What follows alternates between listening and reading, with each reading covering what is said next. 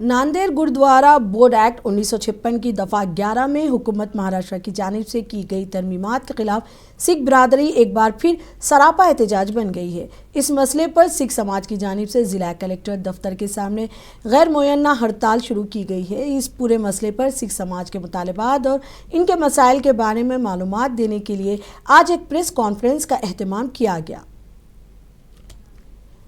सिंह और दीगर जिम्मेदारान ने मीडिया से बात करते हुए कहा कि हुकूमत ने गुरुद्वारा बोर्ड के एक्ट 1956 की दफ़ा 11 में तरमीम के मुकामी सिखों से बोर्ड के सदर के इंतखाब का बुनियादी हक छीन लिया है।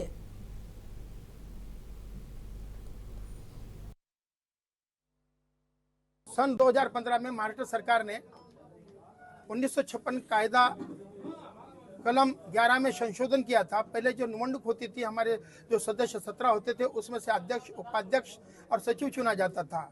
2015 में सरकार ने इसमें यह अधिकार अपने पास लेते हुए 11 कलम में संशोधन करके नियुक्ति की है अध्यक्ष की। ये हमारा इसको विरोध है और आज से नहीं, बार बार समय से हमें चलते आ रहा है। सरकार को हमने बार बार कहा है कि इसमें संशोधन करो। बाबा बलविंदर सिंह जी, पंच प्यारे कुलवंत सिंह जी साहिबान, बाबा प्रेम सिंह जी, इनके नेतृत्व में अरदास करके गुरुद्वारा साहिब से संगत का विशाल मोर्चा निकला था। जब से आंदोलन शुरू हुआ, सरकार ने इस बारे में अभी तक अपनी भूमिका स्पष्ट नहीं की है।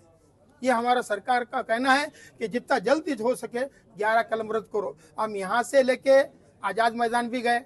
आजाद मैदान के बाद अधिवेशन में 3 आमदारों ने प्रश्न पूछे, उसका भी सरकार ने अभी तक कोई